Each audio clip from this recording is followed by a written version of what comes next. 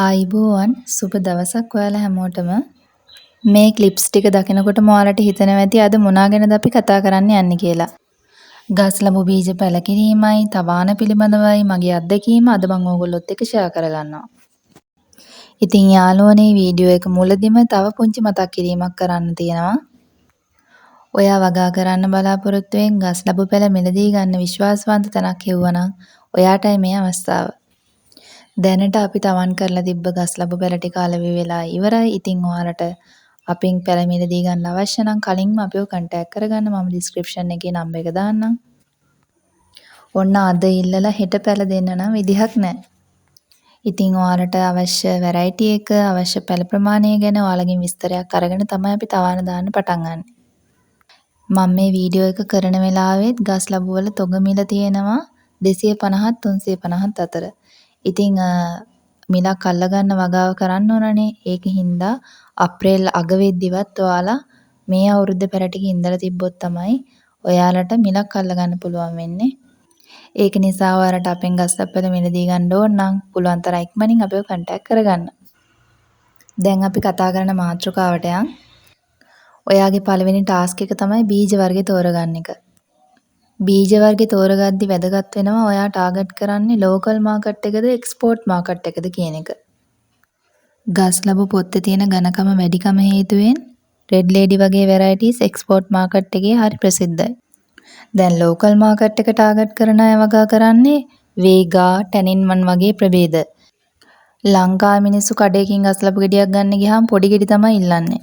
ඉතින් ඔයාලා local market එක විතරක් නම් ටාගට් කරන්නේ ලොකු ගෙඩි හැදෙන මැරඩෝනා, රෙඩ් ලේඩි වගේ වෙරයිටි එකක් වගා කරන්න යන්න එපා.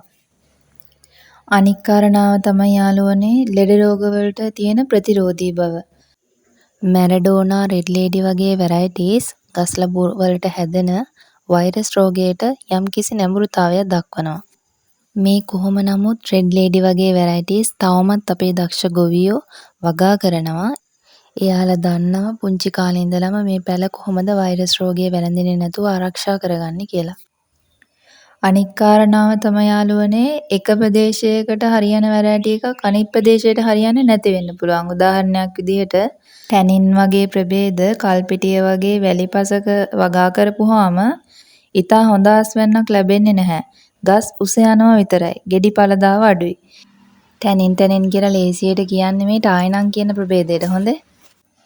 ඉතින් හොඳම දේ තමයි තමන්ගේ ප්‍රදේශයේ දැනට ගස් ලැබු වගා කරන කෙනෙක් ගෙනුත් අහලා තමන්ගේ අවශ්‍යතාවය පරිදි ගස් ලැබු වර්ගය තෝරගන්න එක. ඉතින් මට දෙන්න තියෙන උපදෙස තමයි ඔයාලා වාණිජ වගාවකට යනවා නම් වෙළඳ පොලේ මේ වගේ අඩුවට තියෙන මේ ගස් ලැබුවට මිලදී ගන්න යන්න එපා. ඔනෑෂ් වගේ හොඳ බ්‍රෑන්ඩ් එකකින් ගස් ලැබුවට මිලදී ගන්න. එතකොට ඔයාලට කිසි බයක් නැහැ. ගස් ලැබු බීජ ග්‍රෑම් 5ක ප්‍රමාණයක සාමාන්‍යයෙන් බීජ 350ක වගේ ප්‍රමාණයක් තියෙනවා. මේ 350න් ඇට 40ක් 50ක්ම පැලෙන වෙන්නත් පුළුවන්. ඒකින්ද ඇට මිලදී ගද්දී ඔයාලගේ අවශ්‍යතාවයට සරිලන විදිහට වැඩිපුර පැල ප්‍රමාණයක් තවන් කරගන්න ඔයාලා වග බලා ගන්න ඕන. ගස් ලැබු බීජ ටික පැය 6ක් විතර වතුර පෙගෙන්න දාලා තියන්න.